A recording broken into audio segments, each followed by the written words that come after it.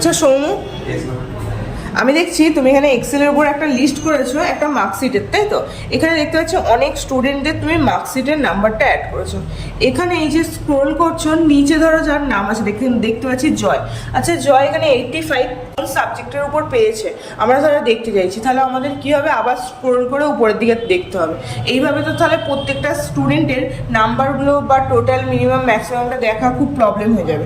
তোমার কি কোনো সহজ উপায় জানা আছে যার মাধ্যমে আমরা খুব সহজেতেই কোন সাবজেক্টে কত নাম্বার স্টুডেন্টরা পেয়েছে দেখতে পাবো?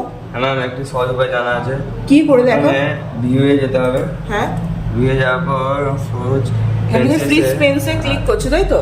হ্যাঁ, তারপর প্রথম অপশনটা ক্লিক করলে ফ্রি স্পেন্সে ক্লিক করতে দেখতে পাচ্ছি কি হয়েছে, আমাদের যে উপরে যে হেডিং এর যে অপশনটা আছে ওটা কি হয়েছে, ফ্রিজ হয়ে গেছে, যার জন্য আমি স্ক্রোল করলেও সবার শেষেও যে পেয়েছে সেই নাম্বারটা আমি দেখতে পাবো, তাই তো?